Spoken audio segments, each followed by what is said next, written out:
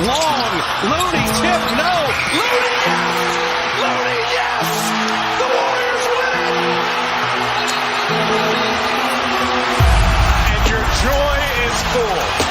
Bonjour à toutes et à tous, vous êtes toujours sur SplashPod, l'émission consacrée à l'actualité des Golden State Warriors, et on est une nouvelle fois ravis de vous accompagner durant cette rentrée en attendant la reprise NBA.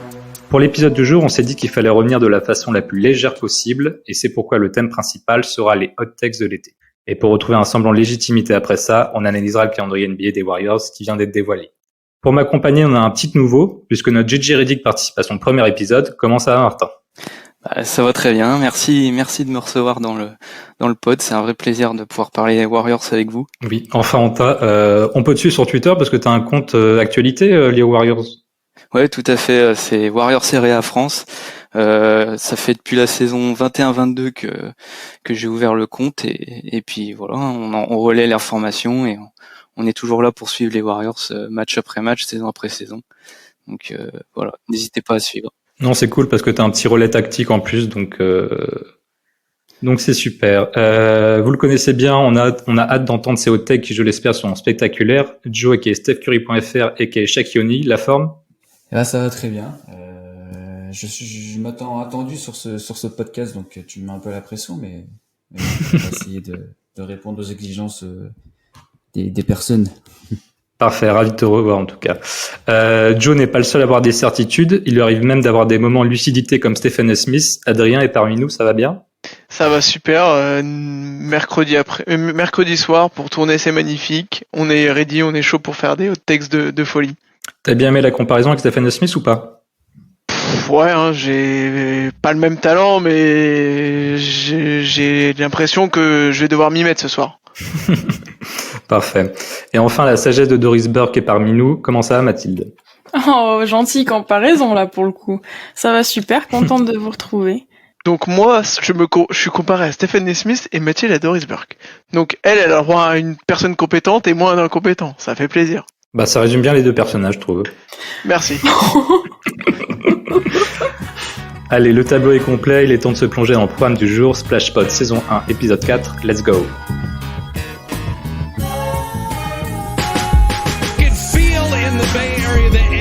The love, the appreciation, because when you think about it, from Stockton to the state's capital, from the East Bay to Monterey, from Marin County to San Jose, the city by the bay and the town, it's all Warriors ground, it's all Dub Nation. Il est l'heure pour toute l'équipe de SplashPod d'enlever le masque, de prendre le risque de se faire lyncher dans quelques mois par une armée de tweetos, et oui, aujourd'hui c'est l'heure des hot takes. Le principe est simple, chaque intervenant a le droit à 2 hot takes, la première sur les Warriors et la deuxième sur une autre équipe ou un autre joueur. La seule règle à respecter, cela doit avoir un lien avec l'été 2023. Alors, qui se lance ? Eh ben moi je vais me lancer, tiens. Ça marche, vas-y Joe. Alors, on est d'accord que sur les textes, c'était des textes comme réalisables, hein, parce que si on part d'un truc un peu irréalisable, j'aurais pu mettre Klay Thompson MVP ou LeBron James et le GOAT par exemple, tu vois. Mais Bien vu. non, moi elle est simple et je pense que Steph Curry va faire une saison en 50, 40, 90 et être potentiellement top 3 MVP. Voilà, Wow. c'est une petite take assez réalisable, mais quand on sait que faut jouer 65 matchs pour être éligible, c'est ce qui me fait un peu peur, mais en tout cas le 50 40 90 ça il en est capable, il était passé à deux doigts la saison qui vient de se terminer. Et le top 3 MVP, ça voudrait dire que les Warriors font une très bonne saison, donc je pense que tout le monde serait d'accord avec moi là-dessus. Sur les Warriors, je suis d'accord. Moi, c'est plus sur les 65 matchs où ça pose problème. Parce que je vous rappelle que lors du premier épisode, j'avais fait un comparatif Chris Paul-Steph Curry. Ça fait depuis la saison 2019-2020, il me semble que Steph Curry a joué plus de matchs que Chris Paul. Il a souvent 2 blessures par saison en ce moment. C'est normal, c'est l'âge, hein, mais je pense que c'est le principal frein à ça. Surtout qu'en plus, ce qui est dingue, c'est que c'est même pas des blessures musculaires qu'il a, parce que on sait qu'il est rodé musculairement avec toutes les préparations, les exercices, enfin toute la muscu qu'il fait, c'est assez dingue. Mais ouais, quand tu regardes les blessures, c'est surtout sur des coups, des trucs comme ça. Donc ça, c'est des choses, je pense que tu peux pas faire grand chose. Mais après, oui, s'il est éligible, je pense je pense qu'il peut être un podium MVP. Après, comme tu dis, faut qu'il fasse 65 matchs. Bah moi j'ai un doute sur notre classement top 3 à l'Ouest quand même. Voilà. Je pense qu'on peut faire une bonne saison, mais top 3 à l'Ouest cette année, ça va être chaud pour tout le monde. Hein. Ouais, ça va être. Enfin. Après, je pense déjà que cette année, ça s'est joué. Il y avait 3 victoires ou 4 victoires de mémoire entre le 8e et le 4e. Donc bon, tu vas me dire, ça joue pas à grand chose, mais cette année, ouais, l'Ouest. C'est dense. Ça va être vraiment le Far West, hein, c'est le cas de le dire. Donc petit doute hein, sur la hot take de notre ami Joe sur notre classement. Si on fait top 3, c'est incroyable. C'est le principe d'une hot take en même temps. C'est le principe. Ah, donc techniquement, c'est-à-dire que ma hot take, elle est pas si... Ah non, moi je la trouve bien parce que vraiment, franchement, si on fait, au vu de la Free Agency qui s'est fait à l'Ouest et tout ça, si on fait top 3 de la conférence Ouest, je trouve qu'on aura fait une grosse saison, hein, parce que faut rappeler que, Denver, ils vont rester toujours dans le haut. Sacto vont redescendre un peu parce qu'ils ont fini 3e, donc je pense qu'ils vont redescendre quand même un peu parce qu'ils ont quand même fait une grosse saison. Mais Phoenix, ils étaient 4e, je pense qu'on peut les mettre dans le top 3. Je pense, ça a gagné des matchs. Les Clippers, c'est toujours la même chose. C'est est-ce qu'ils se blessent ou ils se blessent pas, voilà. Pareil avec les Pels pour Zion.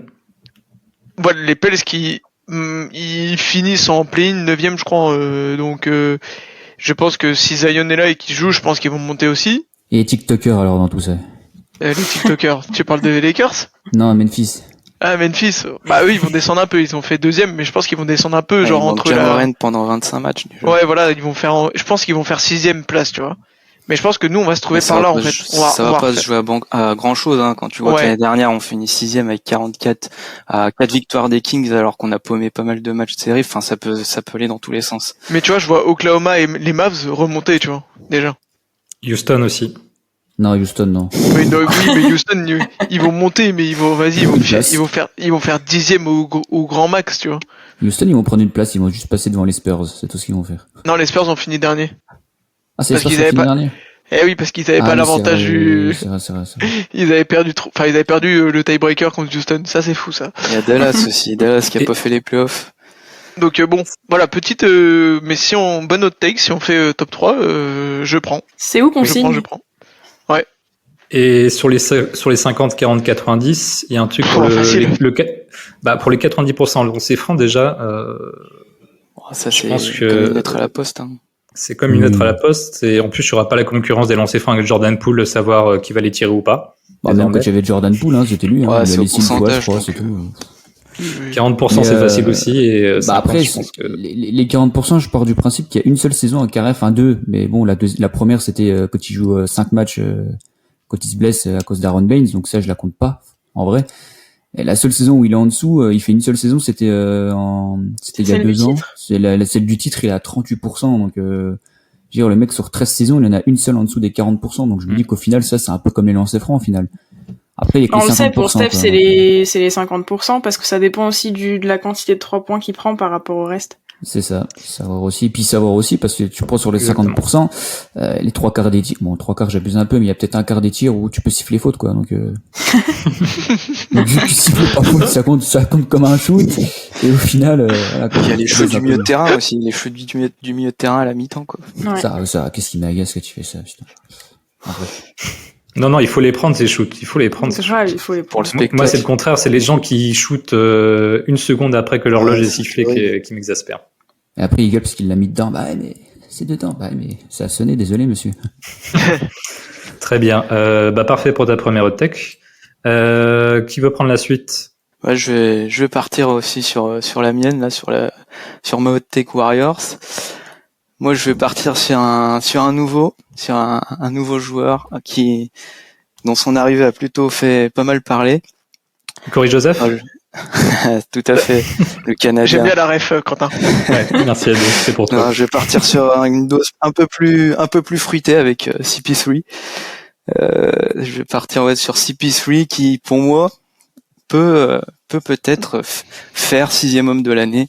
Voilà. Après, ça part déjà sur une base qui est de voir CP3 en 6e homme.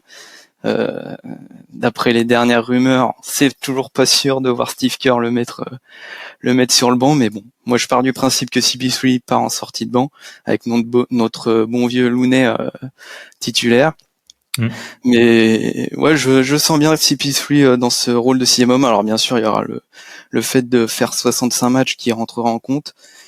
Mais moi, j'ai fait une petite comparaison. Je suis remonté un peu dans le temps avec un joueur qui m'a plutôt pas mal inspiré quand j'ai commencé à suivre les Warriors en 2013, qui est Jarrett Jack. Alors, je fais pas une comparaison de Jarrett Jack Chris Paul parce que ça se compare pas.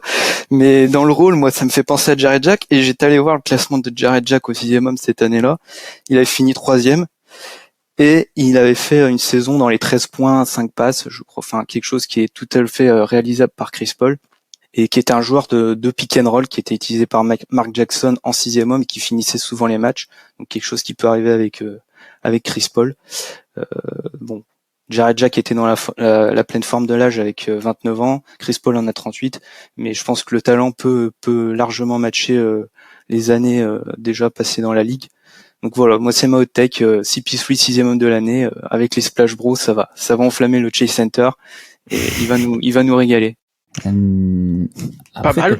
Ouais, c'est pas mal, mais si je peux me permettre, aux dernières nouvelles, ce qui tourne, c'est que Chris Paul a l'air enfin, il y a des rumeurs comme quoi il commencerait aux côtés de Steph Curry. Donc, c'est ça, ouais, c'est ce que j'ai vu les si derniers vraiment jours. c'est ça, ta take, elle tombe à l'eau, mais dans C'est le ça. sens, s'il est sur le banc, ouais, moi je pense que. Enfin, moi j'ai appelé Steve Kerr, je lui ai dit les nains de jardin, j'en ai assez dans mon jardin. Pas besoin d'en avoir 5 sur un parquet.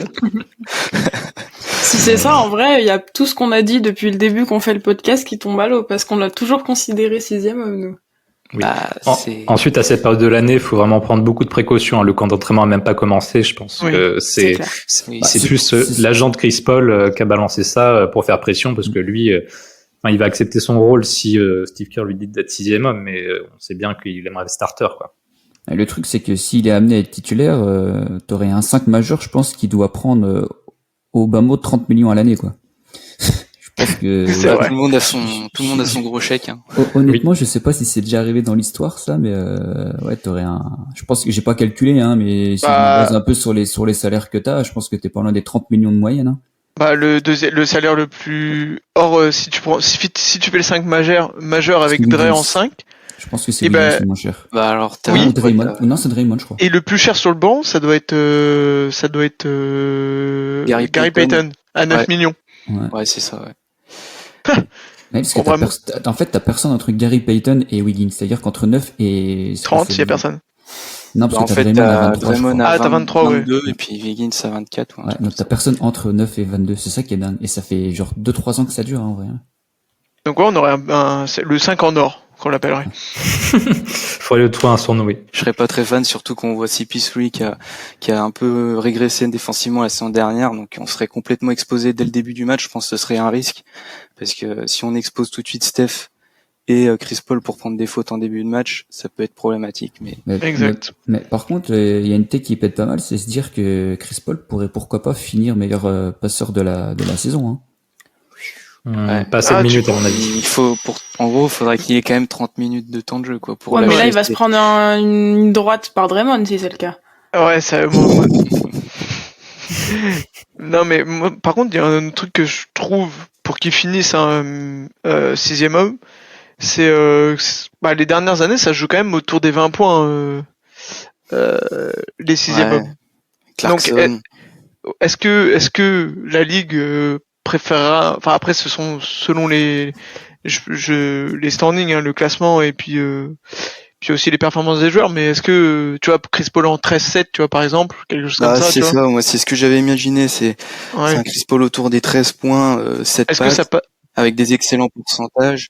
Et puis surtout, moi je me suis imaginé un scénario où t'as peut-être, je sais pas si on va en parler par la suite, mais des jeunes qui vont exploser, peut-être que Minga ou Moody, lui qui va peut-être être là pour les driver. Et puis s'il y a une explosion d'un jeune en plus, il y aura ça aussi qui sera à son crédit.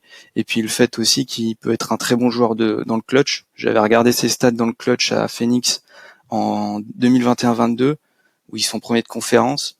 il avait un offensive rating à 138, un defensive rating à 86. C'était le maestro des Suns dans le Money Time. Donc, s'il joue un rôle important dans les Money Time, ça jouera aussi en sa faveur. Mais voilà. Après, Adri, pour compléter, l'année dernière, Malcolm Brogdon, c'est 6e homme de l'année à 14,9 points de moyenne. Hein. Ouais, mais il fait combien de passes? Et tu prends Montrezl en 2020, c'est 13,5. Hein. Donc au final, il y a pas forcément que. Oui, c'est vrai que c'était l'année dernière, c'était Clarkson. Non, l'année dernière, c'était Brogdon. Il y a 2 ans, c'était Clarkson. Ah, ok. Non, c'était il y a 3 ans Clarkson. Il y a 2 ans, c'était Tyler Hero. Ah oui, voilà, c'était Hero que j'avais en gros scoreur qui a fait 19, je crois. Et Malcolm Brogdon, quand tu regardes, c'est un peu dans le même profil, entre guillemets, que Chris Paul. C'est vrai. Oui, dans le... Brogdon, c'est 15 points et 3,7 passes. Donc, Ok, ouais, donc oui, ok. My bad. À voir. Mais je vois ce que tu voulais dire, Adé, sur, il y a souvent les 6e hommes de l'année, c'est souvent des pyromanes. On pense à Clarkson, oui, voilà. Lou Williams, etc. Donc, exactement, c'était ça que je voulais souligner, c'est que des fois, des mecs comme ça qui, ils font une saison à 16 points en 25, 28 minutes, et voilà, parce que les mecs, ils plantent et, c'est eux qui passent devant face à un mec, des fois, qui fait juste 10 points, 6 passes, mais qui est peut-être plus fort, tu vois, après, pour l'équipe, tu vois. Tu peux dire que globalement, le 6e homme, ça joue entre 15 et 20 points de moyenne, quoi. À peu près. Ouais, des grosses années, c'est ça. Ça dépend aussi du classement des équipes. Alors, je sais pas s'ils prennent tout le temps ça en compte, mais il faut c'est quand même que l'équipe soit dans le haut classement. Oui, aussi, ouais. Jordan Poole, il y a 2 ans, excuse-moi, mais c'est un candidat légitime, hein.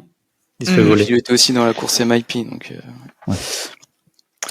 clairement. Bon, trop bien. Dans ce cas, on est top MVP Steph Curry, on est bien placé les Warriors, et en plus, on a CP3 qui fait un nombre de matchs suffisant pour être 6e de l'année, donc ça part bien. Là, on est bien, là, je pense. Et t'as vu, en plus, j'ai pas abusé, j'aurais pu dire Steph Curry serait MVP, hein. J'aurais pu aller jusqu'au bout, quand même. Ouais, t'as été un peu... Ouais, t'es un peu léger. Un peu trop soft. Un peu trop soft, ça m'étonne. Bon, qui veut proposer sa hot take, là? Je veux bien enchaîner parce que je pense que ça suivra bien après Chris Paul. Je vais parler du joueur qui j'espère sera son acolyte en sortie de banc. Vous avez l'habitude, j'en parle tout le temps et je suis hyper hype sur la saison qui vient sur Jonathan Kuminga. Et je vais dire qu'il va finir 3e meilleur scoreur des Warriors cette saison. Alors, 3e. 3e. Ah ouais. Donc c'est-à-dire qu'en gros... C'est très peu probable, mais si ça se fait, devant, je mets Steph et Clay devant et je fais passer Kuminga devant Wiggins. Waouh. Parce que je suis persuadée que ça peut être notre scoreur numéro 1 en sortie de banc, ça, oui. là où c'était Jordan Poole l'année dernière. Je suis persuadée que Chris Paul peut lui offrir caviar sur caviar sur caviar et qu'ils peuvent arriver à détruire les défenses qui sont moins solides des second units. Et si ça se fait, je pense qu'on devient un peu injouable. Moi, c'est très optimiste, mais j'adorerais quelque chose comme ça. Après, moi, ce qui me fait juste peur, c'est que j'ai peur justement qu'ils se gavent et qu'ils prennent trop de shoot, enfin, tu sais, qu'il ait trop de tickets shoot et qu'il en abuse, en fait. Après, c'est ça dépend des aussi, tirs. hein. Ça dépend des types de tirs, quoi. Parce que si c'est sur de la passe de Chris Paul, Chris Paul va peut-être déjà lui amener des alley-oop ouverts, de l'espace, quoi. Ouais, il va l'envoyer en l'air aussi. Voilà, c'est ça. Pardon? Comment ça? Ok, t'as compris. Ah, ok, bon, au moins il y aurait une belle ambiance dans le vestiaire. Hein. Ça changera des patates de Draymond Green. C'est pas faux. Voilà.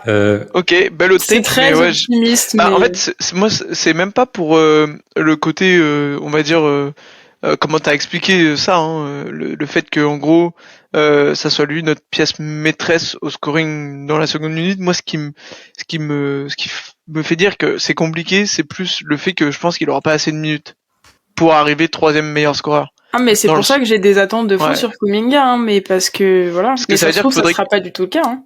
Ça voudrait dire qu'il bouffe des minutes de Wiggins en mode où il se partage 25-25, tu vois, à peu près, ou 30-30, mais ça veut dire que Dre ne jouerait moins et en fait, forcément, Dre Looney, qui joue moins, et Looney pour moi, aussi, ça, c'est censé être une possibilité aussi, mais bon, on verra. Et Looney aussi, parce que par conséquent, parce que du coup, on ferait plus de line-up à base de Dre, Kuminga, Wiggins. Oui. Et après, tu mets 2 guards, ce que tu veux.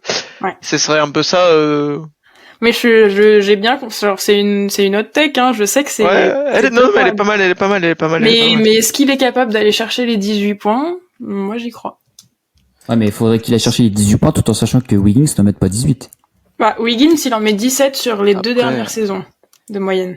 Parce que là, ça fait un sacré gap, hein. Ah, mais je sais, mais c'est pour ça que c'est très peu probable. Il était à 10, hein, je crois. Il était à 10 points. C'est très peu probable. Mais pour moi, cette année, Kuminga, il va avoir bien plus de minutes. Après, mais ça honnêtement, se trouve, Après, honnêtement, si c'est ça, c'est MIP direct, hein. Oui, aussi. MIP. Donc ça veut mais dire du que coup, là, on est bien là. Tome 3 MVP, 6e homme de l'année, MIP. Allez. Ouais. Donc normalement, le top 3, il est assuré, hein. Du coup, on est aussi numéro 1. Il y a un moment, c'est bon. Ça veut dire que si Kuminga est MIP, c'est la tech de Martin qui tombe à l'eau et vice versa, quoi. Ah ouais, c'est vrai. On se rentre un peu dedans là-dessus. Non, je vais pas dire ça comme ça. Après, s'il y en a une des deux qui se réalise déjà, on sera déjà tous contents, je pense. Mais ça va avec aussi, dans le sens où ça va apporter des passes à Chris Paul et des points à Kuminga. C'est gagnant-gagnant. Ok. Très bien. Bon, en tout cas, on a la hot tech la plus spectaculaire pour l'instant. Adé, est-ce que tu veux répondre? Bah, alors, j'en avais une. Mais j'en ai une autre j'en avais deux, en fait, pour tout vous dire. Moi, j'en ai une autre aussi, si je peux me permettre, mais j'ai déjà. Oh là là, on est là pour 2 heures. Non, mais en fait, moi, c'est assez court. En fait, j'en avais une qui était assez soft. C'était sur Saric. Je vous la fais en vite fait. En gros, Saric, pour moi, c'était le joueur qui allait, entre guillemets, faire, c'est mal dit, mais le bouche-trou, dans le sens où il va réussir à défendre de façon assez constante et correcte pour ne pas être ciblé. Et en attaque, c'est lui qui va nous apporter tout le spacing qu'on a besoin et qu'on avait du mal à trouver quand on a Steph et Dre. Elle est gentille. Je vais le développer celle-ci. Ok. Donc je prends ma deuxième. Le joueur de Tongue qu'on a eu il y a ces 2 dernières années, et qui est Draymond Green.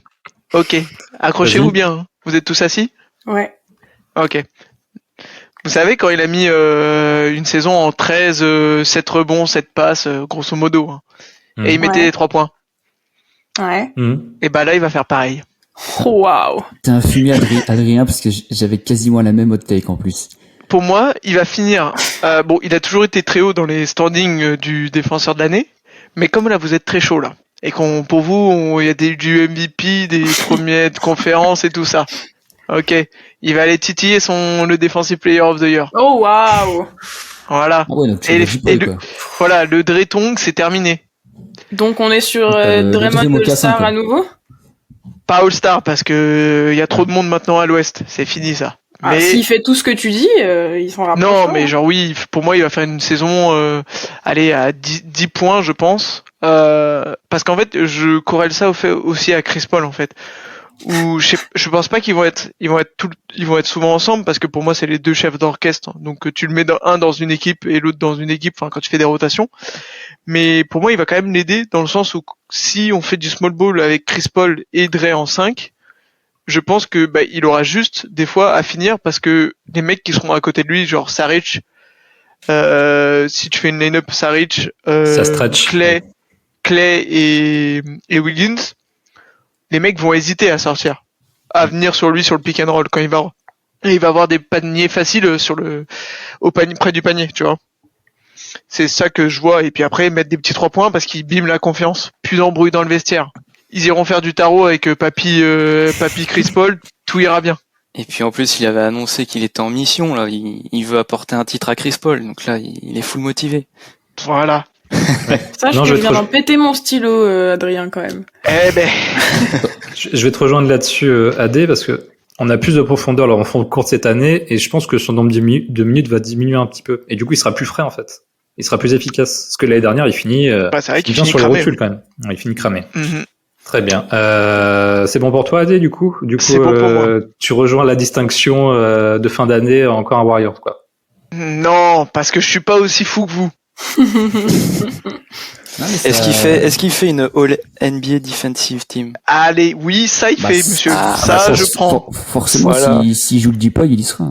Monsieur Martin, voilà. Ça je prends ça. Mais cette année, il y est, je crois. Hein. Il est second team, si. cette année. Il est second team, mais là il fait une première, les gars. Oh. Mais non, mais en jouant en plus. Alors, ouais. En soi, la tech d'Adri, moi, c'était un peu ma deuxième. Je voyais plus Ray faire une saison en 12-8-8. et à plus de 35% de réussite à 3 points. Donc, bah là, il est pas très bas, hein. Il est pas très bas, hein, de mémoire. Attends, je vais aller check ça tout de suite. Bah, Dre en carrière, c'est 33, 34 à 3 Ouais, il est dans ses standards, en fait. Il a l'année dernière à 3 points. 31.4 en carrière. Cette année, il était à 30,5. Ouais, mais en fait, en fait, moi, ce qui me gênait, c'était pas pour son pourcentage, 30%, c'est pas fou, tu vois, il en met 3 sur 10, bon. Mais pour moi, c'était, en gros, son volume de shoot dans le choix où il en refusait beaucoup, alors que des fois, prends juste ton shoot, enfin, tu vois, sois confiant dans ce que en tant que joueur de basket et pas en tant que, tu vois, là, il était confiant dans son rôle de teammate, essayer de faire jouer les autres, etc. Mais sois confiant en tant que toi, joueur de basket, et joueur de basket, c'est mettre des points. Et prends plus tes shoots. C'était ça dans le sens où il va être plus confiant, il va en mettre plus, tu vois. C'était plus ça, genre, il va... Oui. Il en a parlé lui-même, d'ailleurs. Ah bah. Ouais, voilà, exactement. Il en a parlé en disant qu'il avait perdu un peu ça à cause de Steph, Clay, et surtout l'arrivée de KD à l'époque, où en fait, il se dit, bah, j'ai pas besoin de scorer avec ces mecs-là. Et du coup, c'est vrai que, bon, moi je pense que cette année, ça va revenir un peu. Et voilà. De 2016 à 2017, il passe de 39% à 31%. À 3 points. Voilà.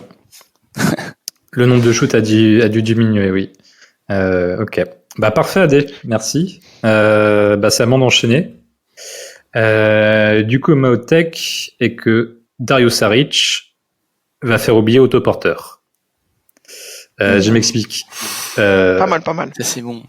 En gros, pendant la saison et les playoffs 21-22, Otto, il était pas dans le 5, hein, mais il faisait partie du groupe de l'8, là, de rotation resserrée, qui avait un rôle considérable, notamment en playoffs. Il a été hyper précieux en tant que stretch four. Enfin, il nous a capté des rebonds offensifs ultra importants. Il était complémentaire de Draymond et Looney. Bref, merci pour les travaux, Otto. T'es une légende à jamais. Mais du coup, la saison dernière, sa perte, enfin, ça a été un trou noir sur notre front de courte. On n'avait pas de rotation digne de ce nom. Et on en a parlé tout juste. Green, il a fini sur les rotules et Looney a fait Ironman encore. Il a fait 82 matchs, mais il n'y avait pas d'alternance. Du coup, on vient cet été. La mission de Dunleavy, notre GM, c'était clair. C'était, avec le peu de marge qu'il avait, c'était soulager nos bigs. Et moi, je l'avais dit dans le premier épisode, Saric était ma cible privilégiée sur le fond de courte. Mais je pensais vraiment que c'était impossible d'avoir au minimum vet, parce que moi, je l'avais au-dessus dans sa valeur. Donc, je m'étais pas fait trop d'espoir. Et finalement, miracle, Super Dario est là. Donc, il aura pas le même rôle que Otto. L'impact défensif, t'as dit tout à l'heure, AD, qui serait un peu neutre. Moi, je dirais entre neutre et médiocre. Mais c'est pas là-dessus que je l'attends. C'est surtout à devenir le glue guy et le connecteur de notre seconde unit. Et puis, comme Chris Paul aura le niveau pour finir les matchs, on peut penser, tous les plays qu'on peut faire avec lui, c'est vraiment trop bien. Il rentre totalement dans l'environnement. Il a une qualité de passe très bonne pour un big. Donc sur des cuts de Kuminga, JP2 Modi, ça le régale. Pick and pop, il a déjà fait avec Chris Paul. Donc là, en plus, il y a Steph et Clay. Il peut jouer au poste pour trouver nos extérieurs en sortie d'écran. Il a 38%, 39% à 3 points en carrière. Donc en catch and shoot, c'est parfait. Donc bref, pour moi, Dario Saric, c'est le 7e, 8e homme dans le contexte Warriors, bien évidemment, d'une équipe qui peut aller chercher le titre. Voilà, c'est posé. Je suis d'accord, et j'ai rajouté un truc pour la question de la défense qui peut être problématique. Moi, ce qui va être problématique, c'est sa défense sur pick and roll, tu vois, parce que il est pas forcément mobile. Littéralement, oui. Voilà, mais il est intelligent. Moi, en revanche, quand je dis qu'il pourrait être moyen et pas négatif, c'est parce que sur le rebond, il est dur. Tu vois, c'est un peu, c'est le côté de l'Est européen. Tu vois, si on peut dire ça comme ça, hein. Mais il est, tu vois, au rebond, les matchs que j'ai vus de lui des dernières années, il se fait pas manger au rebond, tu vois. Il est assez intelligent, il va faire son box out, etc. Donc c'est pour ça que moi je le vois aussi assez haut cette année, c'est que il est dur, il est intelligent et c'est ce que demande des postes et en plus il apporte du spacing. Donc voilà. Ah oui, moi sur la signature de Dario Saric, moi j'aurais dit que notre free agency était presque raté. Là, il est sauvé par sa signature presque. Après, tu le voyais plus haut, mais en fait, une question, il peut se voir plus haut au niveau du salaire, à choper 5 millions, mais de 5 millions dans une équipe de merde, tu vois, genre en mode il va signer dans une équipe qui fera peut-être playoff, mais qui ne peut pas toucher le titre, tu vois ce que je veux dire? une équipe qui se trouve entre la 7e et la 10e place, tu vois. Ah oui, de toute façon, il a le profil qu'on avait des joueurs qui ont une pause pendant leur carrière, enfin pas une pause, mais qui ont baissé leur valeur. DiVincenzo, c'était pareil, Otto, c'était pareil. Et ça peut lui permettre de se relancer aussi, parce que là, s'il fait une super saison avec les Warriors, que les Warriors font peut-être enfin, on a tous des espérances de titre, mais voilà, s'ils font un super run, lui, après, il remonte sa cote et l'année prochaine, il signe à 5. C'est le plan. 5-6. Là, je vous dis tout de suite, Dario, ça va faire comme Otto et Dante. Il est là pour one shot, une année, et après, il prend le pactole, entre guillemets. Exactement. Oui. Il prend 10 millions et non, je suis d'accord avec toi. Et puis, pour l'aspect défensif, quand on voit Bjelica, on le récupère, on se dit que ça va être une passoire. Au final, on le fait jouer quand même en finale en finale NBA. Donc, il prenait un contrat sur Jaylen Brown et sur Tatum. Tatum me rappelle, ouais. D'ailleurs, Bjelica qui est retourné chez lui dans son club formateur là. Oui. Donc, on a vu ça passer sur Twitter. Légende à jamais. Oui, bien vu. Vous avez d'autres choses à dire sur Maotech ou on passe Juste que c'est la plus probable de toutes, je pense. Ouais, j'ai été soft. Hein. Ouais, quand même. Ouais, non, mais c'est bien en fait. Mais je pense que s'il y en a une qui doit se réaliser, je pense que celle-ci a le plus de chance. Bon, tu trouves que moi, Mondré qui enlève ses tongs et qui passe en... Mais c'est tout ce qu'on souhaite, Adrien, bien sûr. Non, mais je trouve que t'aimais beaucoup de doutes sur Draymond Green. Et ça, je suis pas fan. J'adore Draymond Green, tu sais bien. Très bien. Est-ce que vous avez des mini-hot-takes sur les Warriors que vous avez envie d'évoquer avant de passer à la suite ou pas? Ouais, j'avais pensé une petite hot take comme ça, en plus. Vas-y, balance Martin. Est-ce que Moses Moody aura plus de temps de jeu que Gary Payton en fin de saison? Ouh.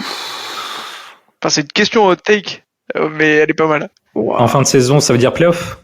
Bah, on va dire voilà, quand on arrive, qu'on peaufine la rotation pour les playoffs, et puis une Est-ce fois en qu'il playoff, est playoff, c'est lui la rotation avec Chris Paul, quoi. Moi, je réponds non. Je réponds non aussi parce que JP2 était pas LC en forme la saison dernière. Et on va retrouver le JP2 qui est notre arme défensive sur le périmètre en défense pour se taper les Fox, les Ja-Morant, etc. Ce que Moody peut pas faire. C'est sûr. Ouais, non, mais voilà, après, moi, je me l'étais noté, mais il faut quand même que Moody passe un gap en défense et puis qu'il monte un petit peu son efficacité à 3 points. Après, j'attends toujours une explosion de Moody, c'était mon petit chouchou à la draft, mais pour l'instant, je pense que ce sera les deux. Il y en aura, tu vois, un match, il y en a un qui jouera, l'autre qui jouera pas. Je m'explique. Selon les profils. Tu vois, parce que effectivement, sur des guards ultra explosifs, pas très grands, on va préférer avoir Gary Payton. Mais sur des mecs qui sont un peu plus grands, même si Gary Payton arrive très bien. Mais par exemple, on a vu Moody défendre LeBron pendant les playoffs quand il a joué. Il peut défendre il peut défendre des 2-3 et ou même des 1 qui sont un peu grands. Est-ce que je peux t'en citer un comme ça? Dejounte. Un guard voilà, tu vois, Dejounte. Bah, je pense que tu vois, même si il est très fort en défense, Gary Payton, Dejounte, il va lui finir sur la tête, tu vois, ce que je veux dire. Ou lui prendre le shoot Moody pour être plus chiant, parce que Dejounte est plus long, moins rapide, mais joue plus avec sa taille, par exemple. Donc je pense que moi, Martin, je dirais, kiff Bourrico. Voilà. Ouais, moi je dis sur un coup de dé, on sait jamais, hein, ça peut vite exploser. Mais il y a un truc à ne pas oublier, notre ami Steve Kerr. Faire jouer les jeunes. Ça, c'est une regarde sur les playoffs là, c'est qui joue là? C'est Moody, mais parce que non mais tu sais pourquoi? Parce que avec l'histoire qu'on a vue là qui est sortie, on en a pas parlé, mais on pourrait en parler sur l'histoire de Poole, le mec qui a parlé sur comment ça s'appelle sur Reddit. Sur Reddit, tout à fait. Oui, qui avait une source sûre sur les Warriors. Voilà. Bah si tu veux, tu peux la raconter d'ailleurs, tiens. Je m'en rappelle plus, donc je te laisse. Bah, en gros, il disait que suite à la patate, etc., au camp d'entraînement, Poole avait été arrivé un peu en reculant dans le sens où il n'avait pas donné satisfaction à l'encadrement, au staff, etc. ça a mis des tensions, il y a eu la patate, etc. Et qu'en gros, au fur et à mesure de la saison, Draymond Green avait été mis un peu sur le côté au niveau vestiaire, et qu'il y avait eu un peu un groupe de jeunes, et que Poole avait eu beaucoup d'influence, que ce soit déjà dans le jeu où il jouait un peu plus personnellement, et dans le vestiaire où voilà, et que du coup l'ambiance n'était pas folle, et que ça mettait il y avait peut-être certains joueurs qui étaient influencés par cette mauvaise ambiance. Et je pense que Kuminga, c'était ça un peu, tu vois, en partie. Ouais, après, et c'est pour ça que Moody, qui est peut-être un peu moins caractériel, avait profité de ça pour les playoffs, tu vois. Parce que pour moi, Moody, si tout se passe bien avec Poole, Moody ne joue jamais, tu vois, par exemple. Mais après, c'était compliqué le vestiaire, donc on sait pas tout. Voilà, donc mais voilà, moi j'ai mis un doute sur ta hot take juste par rapport au temps de jeu, des jeunes, je sais que ils pourraient peut-être préférer. Un peu plus compliqué à réaliser, voilà. Ouais, par contre, moi je pense qu'il va avoir ses minutes assez régulières. Là, c'est sa 3e année. Oui. Pour moi, ça dépend du 14e spot, en fait, j'ai envie de dire, parce que est-ce qu'on va chercher un 3, un 4 ou encore un arrière, j'en sais rien, mais ça dépend quel vétéran on va chercher en 14e spot, si ça va encore emmerder Moody dans la rotation, quoi. Aussi, oui. De toute façon, on fera la grande preview de la saison, on aura le 14e homme et on pourra faire les rotations tranquillement. Je pense qu'on est bon sur les Hot Take Warriors. On a été relativement sage, à part Mathilde. Il fallait bien que quelqu'un soit un peu fou dans l'histoire. Non, mais c'est ça, hein, de toute façon. Et d'ailleurs, vous n'êtes pas prêts pour la suivante, hein, mais bon, bref. Oula. Ok. Du coup, je pense que c'est bon pour les hot takes de nos chers Warriors. On va enchaîner sur les hot takes NBA, donc à l'extérieur des Warriors. Qui veut lyncher, ériger en patron une autre équipe ou un autre joueur. On va commencer par Mathilde. Bah tiens, allez, vas-y Mathilde. T'as dit qu'on était pas prêts. Attends, je m'assois. Hein. Ouais, assis-toi. Non, j'allais commencer par dire l'Olympique Lyonnais va finir après le FC Nantes au classement, mais bon, c'est un peu hors sujet. Bref. C'est pas du basket. C'est mérité. Sinon, oui, tout à fait. Ouais, non, Adri, assis-toi. Éloigne-toi un peu aussi. Vas-y, je prends une respiration, une bouffée d'air. En fait, à la base, je l'ai dit comme une blague dans notre petite conversation qu'on a tous ensemble, mais je me suis dit, tu sais quoi, je vais la garder. Et donc, je vais dire qu'on vit la dernière saison de LeBron James en NBA. Ah bah non. Il y a pas son fils. Non. Et bah si, parce que son fils, on sait pas s'il va débarquer en NBA malheureusement, et là c'est un ton un peu plus sérieux, mais vu ce qui lui est arrivé cet été, pour rappel, arrêt cardiaque le 24 juillet cet été, et a priori c'est un problème qui se traite et il va être opéré, mais bon, de là à ce qu'il rejoue au basket de manière professionnelle et qu'il puisse entrer en NBA, j'ai des gros doutes. Et donc du coup son rêve de jouer avec son fils un jour paraît plus éloigné. Et du coup je me suis dit peut-être que en fait à la fin de l'année il va faire les JO et ensuite c'est fini. Voilà. Wow. Moi je réponds. Mais toi tu vas me dire non évidemment, je te connais. Alors non, il y a un truc sur le ton très sérieux, t'as raison, parce que si on peut comparer ce qu'a eu notre Brony, c'est que Brony il a eu son arrêt cardiaque, il a un problème, je crois c'est genre une malformation, quelque chose comme ça. Ce qui arrive souvent chez des jeunes athlètes afro-américains. Oui. Et un de ses compères, enfin un des anciens teammates de LeBron James, qui a eu des fils, Shaq, un de ses fils, le plus grand je crois, Sharif, il a eu le même problème. Il a eu une malformation cardiaque aussi. Il était prévu d'être en NBA, pas très très haut, pas drafté haut, mais il était dans les mock drafts et ça lui est arrivé, je sais plus si c'est sa première année ou l'année avant d'arriver à la fac qu'il a eu ça aussi.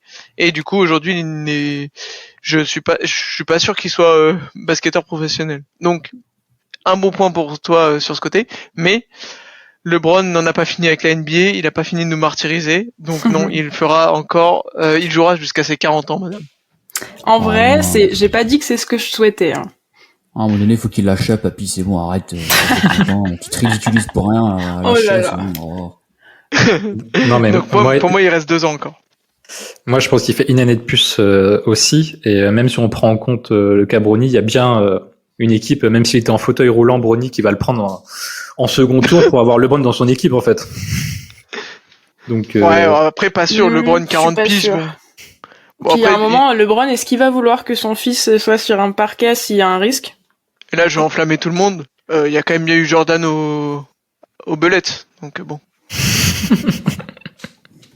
On pourra avoir LeBron à Charlotte. Oula. À tout hasard. J'espère pas qu'il finira sa carrière là-bas quand même. Mais il va finir en tôle sinon. C'est vrai que c'est une belle équipe de taulards. Ok, bah très bien Mathilde, bah t'as fait 2 hot texts de bon niveau là. Ouais non, puis j'évite les coups d'Adri qui m'envoie là, tu vois. Très bien. Bah tiens, Adé, tu vas enchaîner. Bah j'enchaîne une équipe que j'aime pas du tout. Je les salue, je salue tous les fans, mais de toute façon ils écoutent pas ce podcast. Oh, bah il y a eux, mais non, c'est côté de l'Est, c'est les Knicks. Ils aiment bien brailler. Et j'ai vu quelques articles sur Twitter et chez nos amis américains qui les voyaient faire une plus belle saison que ce qu'ils ont fait cette année. Et pour moi déjà cette année ils ont fait une très très belle saison et c'est des fraudes. Voilà, on peut le dire comme ça. Oui, des fraudes, exactement. Parce que je sais pas comment ils sont arrivés là, hein. Mais bon. Oui. Parce que je vais rappeler juste leur free agency rapidement. Ils ont re-signé Hart et ils ont juste signé DiVincenzo qui vient de chez nous. Donc je vois pas comment ils peuvent faire mieux que ce qu'ils ont fait l'année dernière. En faisant jouer le GOAT Evan Fournier par exemple peut-être, non? Non, lui, non. Je pense. En fait, le problème c'est que les meilleurs joueurs sont à son poste. De l'effectif quasiment. Dante, ça va pas dans ce sens en plus. Malheureusement, notre bon vieux joueur du 94 de Charenton va rester sur le banc, en prison. Et les Knicks vont aller aussi dans la tôle de la NBA, c'est-à-dire pas en play-off. Voilà. Tu les en play-in quand même. Play-in, mais ça passe pas. Okay. Voilà. Je vous l'annonce, ils vont aller en play-in contre des Bulls et ils vont se faire sauter par les Bulls. Oh, le vieux play-in que t'as pas envie de regarder là. Alors, ne dis pas ça parce que c'est ma deuxième équipe que je soutiens, les Bulls. Alors, on se calme. Ah, parce que tu soutiens plusieurs équipes maintenant. Non. Oui, il y a les Warriors. Quand même. Non, il y a les Warriors. Je vais te mute là dans la conversation et c'est fini là. Allez. Tout le monde dit au revoir à Adé là. Au revoir, salut les auditeurs. Non, mais il y a les Warriors en premier, tu vois, tout en haut. Et puis derrière, hop, il y a les Bulls que je regarde quand il y a des bons petits matchs, tu vois. Ok, d'accord, c'est mieux formulé, mais c'est bizarre. Mais de toute façon, je t'ai dit, je regardais 200 matchs par an, donc j'ai de quoi faire. Ok. C'est vrai. Très bien. Moi, je trouve qu'aussi qu'ils ont maximisé leur potentiel l'année dernière. Et il y a toujours la recette Tibbs qui étrille ses joueurs avec 40 minutes tous les soirs à l'8 là. Donc je sais pas si ça va changer un peu ça. Non mais ouais, voilà, moi DiVincenzo va sûrement apporter un peu de spacing c'était leur point faible, on va dire. Mais Randle a fait une saison de fou et je pense pas qu'il refera une saison comme ça. C'est un joueur que j'aime pas du tout regarder, Randle d'ailleurs. Mais voilà, mais ils ont fait ça, je leur mets du crédit. Ils ont fait une belle saison l'année dernière, mais ils ont surperformé et je pense pas qu'ils vont performer comme ils ont fait l'année dernière. Voilà. T'es en train de dire qu'ils ont surperformé, quoi. Exactement, le mot que j'arrivais pas à dire, connard. Pardon. T'inquiète pas, je suis là pour toi. Ensuite, ils font la triplette de Villanova, là, puisque t'as Josh Hart, Dante et Brunson qui viennent tous les trois de la fac, qui sont réunis ensemble. Ça, c'est la bêtise. Brunson, c'est un joueur que Adé adore beaucoup aussi, d'ailleurs. Non, mais oui, mais on va pas tirer sur toute l'équipe. Bon, en tout cas, s'il y a des fans de New York qui nous écoutent, je pense que c'est fini. D'accord, très bien. Ouais. On a perdu des auditeurs, peut-être. En même temps, on est sur un podcast Warriors. Hein. Oui, c'est vrai. Et vous avez d'autres retours sur la tech de AD ou pas? Non, moi j'ai l'impression qu'ils disent que t'es en train de dire qu'ils vont être nuls, mais qu'ils vont bien s'amuser. Ouais, voilà, c'est ça, ils vont être entre copains, mais ils sont nuls, quoi. Ok, très bien. En fait, moi, j'ai capté, je pense qu'à New York, c'est une équipe où il faut, dans tous les cas, du spectacle, même si t'es nul, en gros, parce que t'es Linux, tu joues au Madison Square Garden, donc il faut du spectacle, même si t'es pourri, quoi. Donc, c'est ce qu'il est en train de dire, je pense. Ils seront nuls, mais il y aura du spectacle. Ouais. Ensuite, à New York, ils aiment la défense aussi. Donc, ça colle bien, ça colle bien au sol new-yorkais. Vas-y Martin, pardon. Non, moi j'étais plutôt d'accord avec Adrien. Hein. Franchement, moi quand je regarde le roster là, ils sont à poil complet dans la raquette à part Rundle, Mitchell Robinson, donc les starters on connaît normal. Et après t'as Asia Hartenstein et derrière Asia Roby, Jericho Sims. Oui voilà, t'as une bonne rotation, mais après derrière il faut quand même un peu de matos quoi. Donc, des fans des Warriors qui disent que c'est léger dans la raquette, ça c'est pas. Ah bah oui. C'est vrai que ça c'est dans la raquette, on a Kevin Looney. Il faut jouer dans la raquette, hein. T'as quand même du Joel à affronter, etc. Donc, non mais c'est vrai qu'on est drôle. Voilà. Par contre, je vois nous sous-estimer, mais je suis presque sûr que tu mets Kevin Looney au Knicks, c'est le meilleur intérieur qu'ils aient. Hein. Clairement, oui. Sans discussion. Tu peux dire ça avec la moitié de la ligue. Oh, on parle de Looney là. Bah non, mais c'est pour ça, je peux comprendre qu'on dise les Warriors, machin, ils sont tout petits, Les machin. lunatiques en feu. Excuse-nous, on a gagné quand même 4 titres en jouant dans une death line-up avec des mecs qui font maximum de 2m8 quoi. Donc et encore 2m8 c'est parce que c'était KD, sinon c'était un joueur plus petit encore. Donc voilà. Clairement. Tu veux enchaîner Joe pour Talk Tech ou pas? Ah, alors je commence par qui? C'en est qu'une, hein, chef. Hein. Ouais, mais moi j'en fais plusieurs en une comme ça. Ah ouais, d'accord. Excuse-nous. Alors, est-ce que je tape sur les TikTokers du Tennessee ou est-ce que je tape sur le MVP à la con là. Moi je pense que les Sixers ça va imploser, surtout si la fraude de James Harden reste là-haut, parce que voilà, on connaît le joueur. Personnellement, c'est un joueur que je ne porte pas dans mon cœur. Certes, depuis qu'il est parti des Rockets, on va dire que je l'ai apprécié un peu plus, mais je l'aime toujours pas pour autant, et je trouve que le mélange avec Joel Embiid, pardon, parce que c'est une grande frite qui bouge pas, qui sert à rien, enfin bref.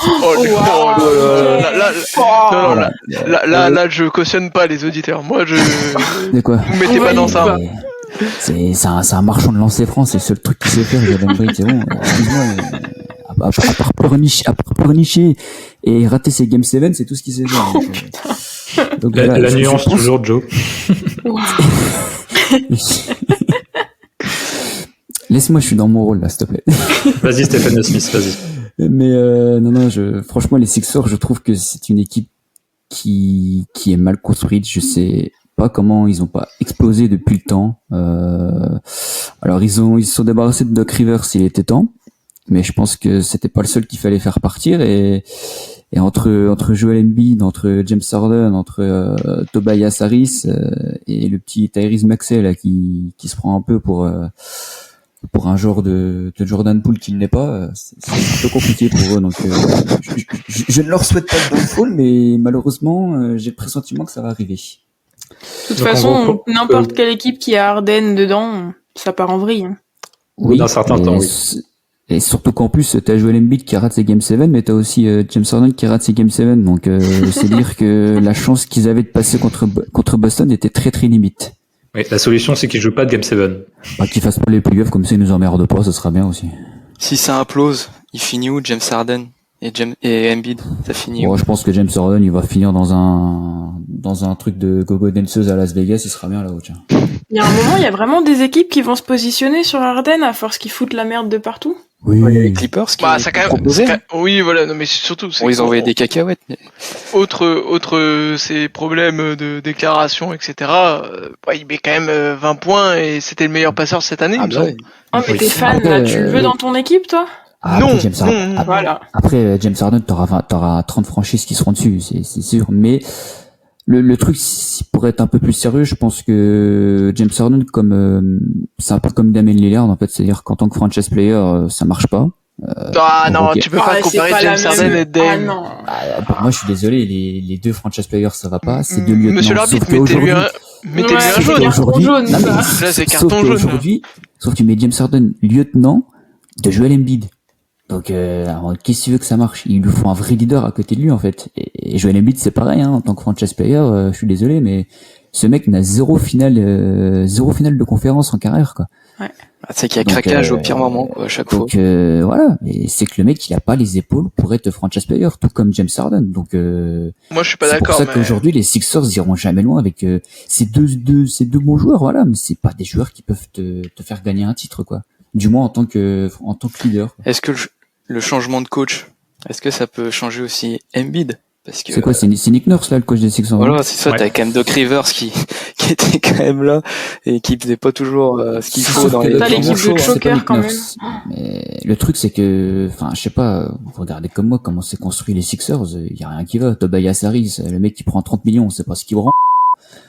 Je suis désolé, il s'est franchi, il y a rien qui va en fait. C'est vrai que maintenant que tu décris, c'est un peu... C'est la merde, quoi. Bah oui, c'est, je sais pas, Il y a Patrick Beverley aussi. Bon, bah regarde, Oh, super là. Ça, c'est un pompon sur la Garonne quoi. D'accord, très bien, Joe. T'en avais une deuxième ou pas? Tant qu'à faire, Bon, hein, vas-y, parce que là c'est carnaval. Ouais, bon, les TikTokers du Tennessee là, avec le brigand, Les grilles. là, le pseudo brigand là, avec ses pistolets en plastoc là, je pense que lui aussi c'est assez dingue. Il se sont débarrassés de Dylan Brooks. Ça franchement, heureusement qu'il y a quand même des têtes pensantes dans cette franchise, parce que Dylan Brooks c'est tout sauf un basketteur. Il t'a prouvé un peu tort là cet été là. Ouais, il va en mettre 39, là. Oui, bah ça va, il a tiré, il a pas fait exprès, il les a mis dedans. Ça va, moi aussi je peux faire, mais il sort un match, ça arrive. Mais, non, mais voilà, enfin, je pense que les Grizzlies, ils seront quand même en playoff, mais ça va être, pour eux, ça va être très très compliqué cette année. Ouais, notamment par sa suspension. En 25 matchs, tu joues c'est quoi, 25, c'est un quart de la saison? C'est, en gros, il revient le 21 décembre, un truc dans le genre, je crois. Quand tu rates 25 matchs, regarde Wiggins, hein. Bah, Mais nous, ça ensuite, nous a bien, tu vois, ça nous a bien impacté. Ils ont toujours super bien tourné sans Ja aussi. Et là, il y a Marcus Smart. Ouais, mais qui... ils ont lâché Tyus Jones qui faisait tourner la boutique, quoi. Ah oui, Tyus Jones, c'est un gros défi. Jared Jackson Jr., Bah, il a fait Monsieur du monde horrible. Mais bon, c'est NBA, il a toujours été... Deepoy, on est d'accord que c'est Deepoy, mais pour moi, il mérite pas d'être Deepoy. C'est tout rien, en fait. C'est soit il va être bon à un match, et il va t'en rater 3, quoi. Il y a le retour de Steven Adams, je crois. Non? Exactement, oui. Ouais, ça va leur faire du bien, quand même. Non, la raquette Steven Adams, Jared Jackson, c'est chaud, hein. C'est chaud. Santi Aldama. Tyus Jones, honnêtement, c'est une grosse perte, hein. Après, ils auront Marcus Smart, mais est-ce que Marcus Smart sera vraiment dans le mood, parce que on connaît son amour pour Boston, Oui. tout ça. Je pense que ça va cliquer avec Memphis. Hein. Ça va cliquer de fou. Ils ont lâché un aboyeur pour un autre, donc. Non, moi je pense les Gris, ça sera toujours dans top 3, top 4. Hein. Ça, faut compter dessus. Hein. Ouais, je sais pas. Vraiment compter dessus. Si ok, qui veut réagir sur les Grizzlies? On est bon ou on enchaîne? On les aime pas, les Grizzlies, de toute façon. Moi, j'aime personne à part les Warriors, tout ça. Nickel. Bon, je vais enchaîner. Bon, on va passer à l'Est. Et plus précisément à Boston, où un certain Jalen Brown a signé le contrat le plus lucratif de l'histoire cet été, avec 303 millions de dollars sur 5 ans, soit 60 millions la saison. Ce qui est pas mal. Et Maotek, ce contrat est logique. Ok. Loin de tous les cris d'indignation qu'on a eu cet été quand l'info est sortie. Alors pour commencer, comme j'ai déjà dit dans les précédents épisodes, il faut arrêter de parler des nouveaux contrats NBA en chiffres bruts. Ça n'a plus aucun sens. La masse salariale a explosé ces 10 dernières années et on n'a aucun point de repère. Pour ça, je vais illustrer ça et je vais avoir besoin de vous parce que c'est le retour du quiz. Est-ce que vous pouvez me donner quel était le plus haut salaire en 2015-2016 et qui gagnait ce montant? En 2015-2016. Alors, j'ai peut-être. Je peux donner ma réponse? Vas-y. Mais j'ai plusieurs noms. C'est du style, il y avait des types comme, c'était dans les contrats style Mozgov, tous ces mecs-là, le LeBron Stopper des Hawks, des Marie Carroll, non, c'est pas des trucs comme ça? Qui gagnait le plus, hein. Ah non, ouais, non, c'était, non, c'est pas eux, du coup, mais, j'ai des bêtises. Ouais, je sais pas.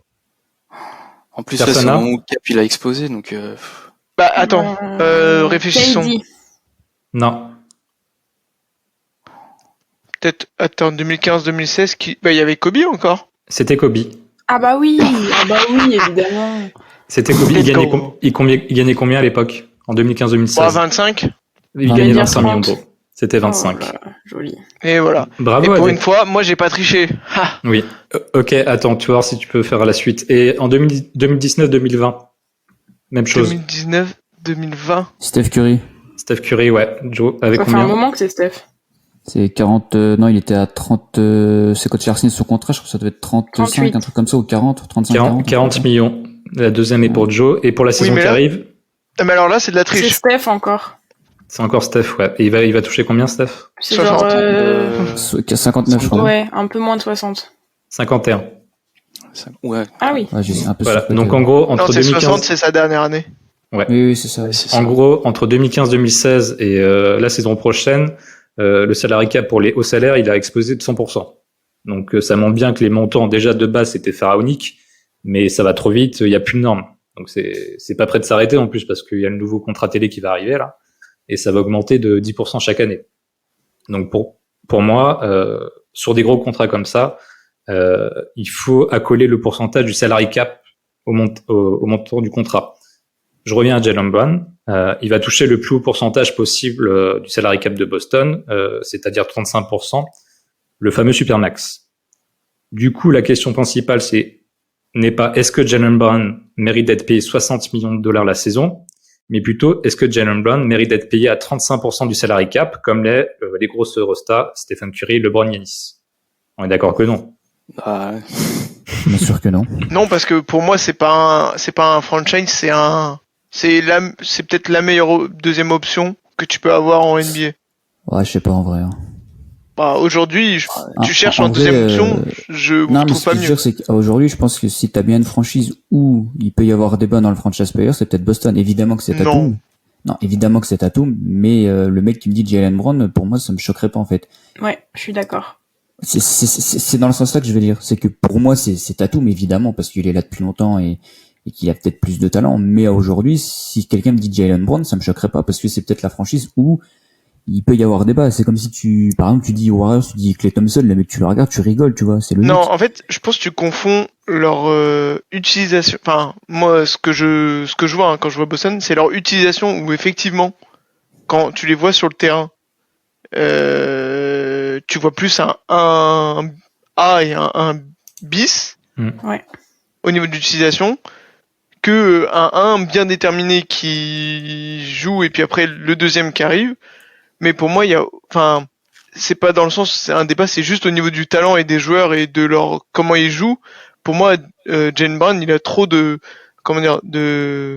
lacunes qui font que c'est impossible qu'il soit franchise. Tu vois ce que je veux dire?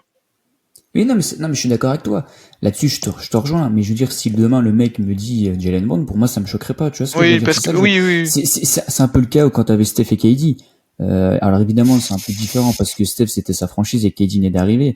Là, on est comme sur deux mecs qui sont deux Boston de base, quoi. Donc, Oui, mais pour moi, c'est dans leur niveau. Jaylen Brown n'a pas le niveau pour être un numéro 1. Après, dans leur utilisation, effectivement, il pourrait être. Tu peux les intervertir si tu veux, mais pour moi, Jaylen Brown n'a pas le niveau pour être franchise. C'est pour ça que je disais ça. Mais voilà.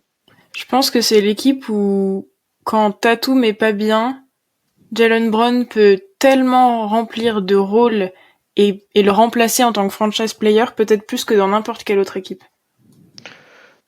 Donc pour finir, Quentin, dis-nous. Et par contre, est-ce que les Celtics devaient s'aligner pour garder Brown à ce tarif? Oui. Parce que, comme là on vient de le dire, alors c'est peut-être pas un franchise player de haut niveau, mais par contre c'est un lieutenant numéro 2, on a peu comme ça dans la ligue, avec des certitudes qui peut t'emmener en finale NBA. Il fait partie de l'élite sur les deux côtés du terrain. Puis il fait des finales NBA costauds. Hein. C'est pas le meilleur pour moi. Lui. Et durant ces 7 saisons, les Celtics ils sont arrivés 5 fois en finale de conf. Et quand il est véritablement numéro 2, donc sans Kyrie, donc les 4 dernières saisons, c'est 3 fois. Donc, en vrai, un tel palmarès comme ça, à 24 ans, ça pose le bonhomme quand même. Non, il est très très solide. D'ailleurs, ce qui manque aux Celtics, c'est pas... pour moi, c'est qu'ils sont peut-être pas complémentaires les deux en fait. JT et Jaylen Brown, pour moi, ils sont pas complémentaires. Et ce qui leur manque, c'est un meneur gestionnaire. Mais bon. Ils ont un peu en Malcolm Brogdon, mais je vois ce que tu veux dire. Tu vois, en vrai, s'ils avaient récupéré un Chris Paul, qui n'a plus besoin de jouer, mais juste qui est là pour faire de la gestion. Après, je dis pas que c'est la solution parfaite et miracle, mais ça aurait pu faire quelque chose. Après, ils ont pris Porzi, qui apporte aussi une nouvelle chose, donc à voir. Mais c'est vrai que 60 millions, a priori on peut se dire que c'est cher, mais ils avaient pas trop le choix finalement. Il vaut mieux garder le joueur et après au moins tu l'as sécurisé pour plusieurs années. Si ça se passe pas bien, il aura toujours de la valeur pour être tradé derrière, même si c'est un gros contrat. Ils trouveront toujours une équipe qui sera intéressée. Donc ah oui, non, clairement là c'est le seul risque, c'est une blessure et ça tu peux jamais le prévoir. Voilà, c'est ça. Bah, c'est un peu les parenthèses qu'on peut faire quand nous sur les Warriors où certains disaient oui, faut pas signer Dre à ce prix-là, faut pas signer Clay à plus de ce prix-là. Mais c'est toujours la même chose, c'est que nous au niveau de notre masse salariale, si tu le perds, t'as rien derrière. Bah tu peux pas remplacer. Oui. Voilà, exactement. Et les Celtics sont dans la même vision, c'est que s'ils le perdent, ils peuvent pas remplacer. Et d'ailleurs, les joueurs ils jouent là-dessus aussi. Hein. C'est pour ça qu'ils ont aussi des contrats comme ça.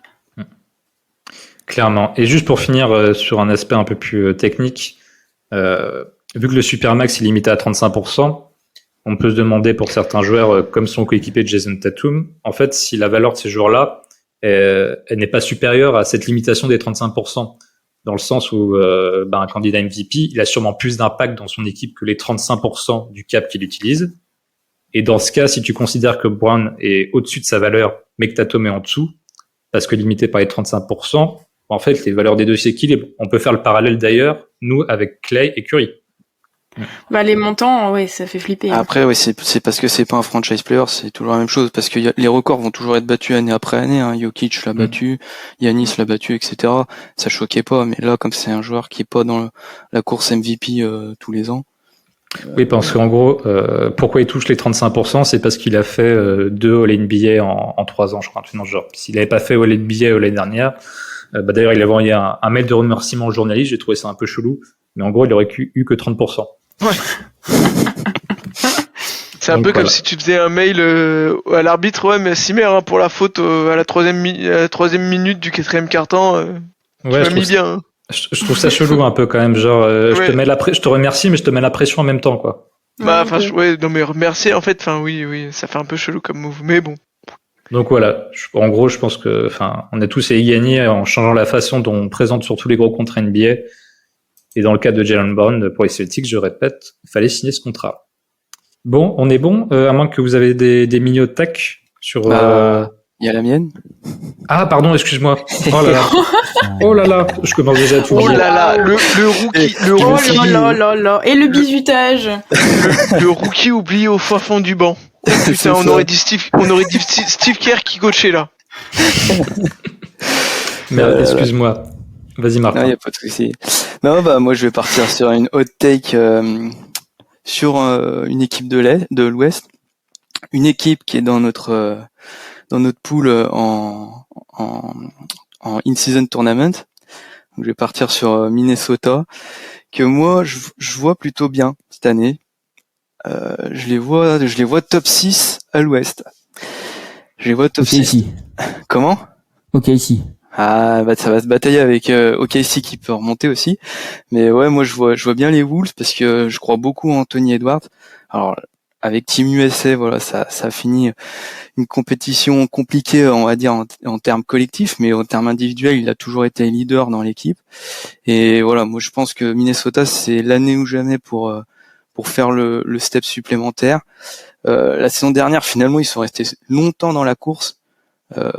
Alors qu'ils avaient quand même Towns qui a été absent pendant un sacré bout de temps pendant la saison. Et ce que j'ai relevé, c'est qu'ils étaient quand même 10e au defensive rating. Donc défensivement, ils sont déjà solides. Et avec le retour de 4 à 100% sur une saison, je pense qu'en attaque, ça peut progresser. Et il y a une bonne continuité, parce que cet été, ils ont prolongé Naz Reid. Il y avait pas mal de monde qui est intéressé par Naz Reid parce que voilà, en backup c'est vraiment top et il fait des gros matchs. D'ailleurs contre nous, il nous a déjà lavé plusieurs fois. Mais un excellent. J'ai vu en live le match notamment. Je m'attendais à voir Anthony Edwards et Kat. C'est Naz Reid qui m'a soufflé au Chess Center. C'est Naz Reid qui a fait le game. Bah ouais, il bat son record contre nous. Hein. C'était fin février. Ça, ouais. Il met 30 points. À 30 points carrément, voilà. Donc voilà, ils ont une super raquette et enfin après voilà, on peut discuter ce qu'on veut de Gobert, il y a toujours des critiques, mais défensivement ça reste solide. Et enfin pour revenir sur Naz Reid, 42 millions sur 3 ans pour un joueur comme ça en sortie de banc, c'est le top. Et voilà. Et puis il y a de la continuité. Mike Conley, je trouve que c'est vraiment complémentaire avec Edwards quand ils l'ont fait venir. Et puis ils sont bien battus en play-off contre les Nuggets. Ils prennent 4-1, mais les Nuggets avaient dit que c'était l'équipe la plus difficile qu'ils ont joué sur les play-offs à l'Ouest. Voilà, moi je pense que les Wolves, ça peut être l'équipe poil à gratter. Il y a de la continuité, il y a du jeune, il y a du talent, il y a du potentiel, ça peut encore progresser. Donc voilà, moi c'est ma hot take, les Wolves top 6. Et je pense que ça fait un sacré bout de temps qu'ils n'ont pas fait top 6 en conférence, si je me trompe pas. Voilà. Ok, c'est ambitieux vu comment ça a fini la saison. Moi, je pense que c'est plus l'alchimie d'équipe qui va poser problème au-delà de la construction d'équipe. C'est vrai que c'est vu qu'il y a l'altercation avec Kyle Anderson, Rudy Gobert. Mais... Ouais, il y a un peu des vibes bizarres. Qu'est-ce qu'il y a pas beaucoup de monde qui croit, mais j'y crois absolument pas, cette grosse équipe surcotée avec un joueur de qui s'appelle Rudy Gobert. Je l'attendais celle-là. Ah, mais à un moment donné, un joueur comme ça, tout le monde me dit ouais, t'es français, faut le défendre. Bah, je défends les Français qui méritent, mais excuse-moi, mais talentueux qu'il est défensivement, ok, mais ça reste un joueur injouable en play-off, je suis désolé.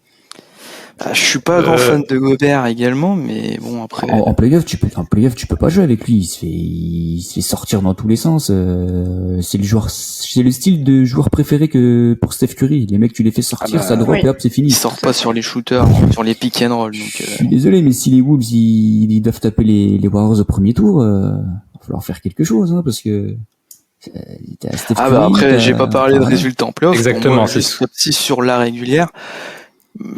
Voilà, c'était une équipe qui a de la continuité sur tous les postes. Après, moi, je suis d'accord, hein, l'association Towns-Gobert, je suis pas non plus dithyrambique là-dessus.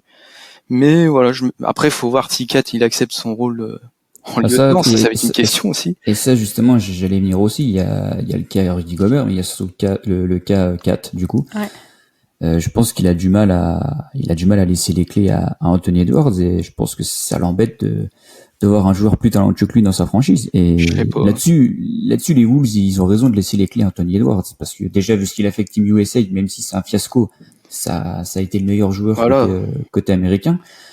Et Karl Anthony Towns, déjà qu'il leur pompe le salary cap et qu'il joue 20 matchs dans l'année, en plus de ça, il accepte pas son rôle de lieutenant. Après, qu'est-ce qui nous fait dire qu'il accepterait pas le rôle pour l'instant?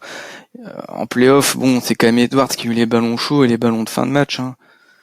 Donc, est-ce que ça va se faire naturellement? Ça, c'est une autre question, mais à voir. Bah, tu sais, après, ça remet au problème qu'on disait tout à l'heure avec Adrien. Hein, regarde Steph et KD. Hein. Steph, c'était le franchise player, mais c'était KD qui avait tous les ballons chauds quasiment en fin de match. Hein.